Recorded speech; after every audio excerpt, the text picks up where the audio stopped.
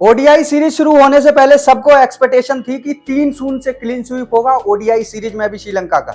लेकिन रिजल्ट क्या हुआ? 2-0 से भारतीय टीम ओडीआई सीरीज को हार गई। अब जब हार ऐसी है तो सवाल उठेंगे, और सवाल उठेंगे आपके बल्लेबाजी पर भी, सवाल उठेंगे आपकी गेंदबाजी पर भी।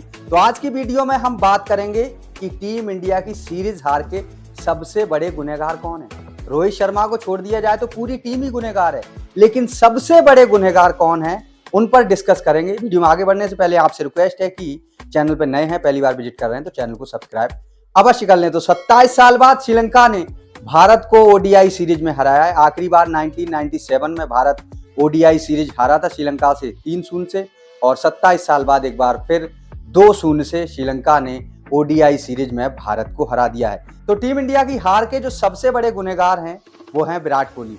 विराट कोहली ने 3 मैचों में 58 रन बनाए हैं, 19 की बेहद साधारण औसत से। पहले ओडीआई में 24 बनाते हैं, दूसरे में 14 और तीसरे ओडीआई में 20 रन बनाते हैं।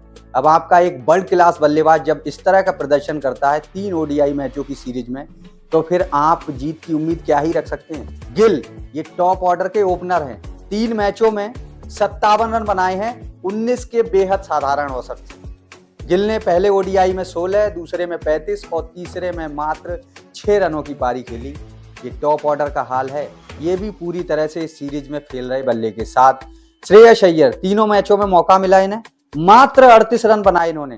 पहले ओडीआई में 23 बनाते हैं, दूसरे में 7 और तीसरे में 8। स्पिनर्स के खिलाफ ही ये तीनों खिलाड़ी आउट होते हैं और औसत है इनका मात्र 12 का। ये टॉप ऑर्डर का ये हाल है आपका। और केएल राहुल, इन्हें भी शुरुआती 2 ओडीआई में मौका मिला।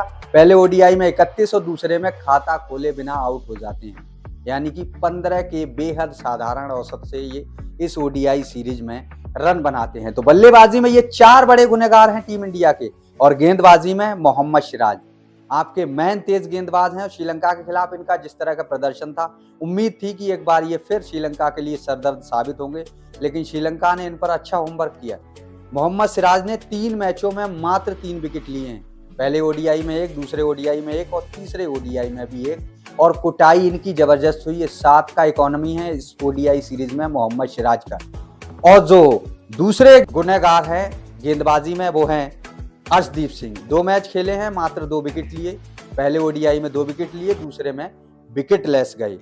जब आपके टॉप ऑर्डर्स का बल्लेबाज इस तरह का प्रदर्शन करेंगे, इस तरह का लचर प्रदर्शन करेंगे, तो आप सीरीज जीत के तो वैसे भी हकदार नहीं है। और आपके जो मैन तेज गेंदबाज हैं वो भी जब बेहद साधारण गेंदबाजी करेंगे तो फिर सीरीज जीत का सपना तो आप भूल ही जाइए।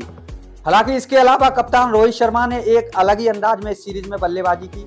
इस सीरीज में सबसे ज्यादा रन बनाने वाले खिलाड़ियों में नंबर 1 पर रोहित शर्मा है, नंबर 2 पर अविष्का फर्नांडो हैं, नंबर 3 पर दुनित बेलालगे हैं 108 रन, और नंबर 4 पर कौशल मेंडिस 103 रन। गेंदबाजी में बेंडरसी ने इस सीरीज में 8 विकेट लिए, 2 मैच खेलकर। बेलालगे ने 7 विकेट लिए, चरता अशलंका ने 6 और वाशिंगटन सुंदर ने 5। यानी हमारे जो मैन गेंदबाज हैं, चाहे वो स्पिनर हो या तेज गेंदबाज हो, टॉप 4 में है ही नहीं। वाशिंगटन सुंदर हैं जिन्होंने 5 विकेट लिए हैं, वो भी ऑलराउंडर्स हैं। जब आपकी टीम इस तरह का प्रदर्शन करेगी, आपकी गेंदबाजी, आपकी बल्लेबाजी, तो फिर आप सीरीज हार के हकदार थे और आपको 27 साल बाद एक शर्मनाक सीरीज हार मिली।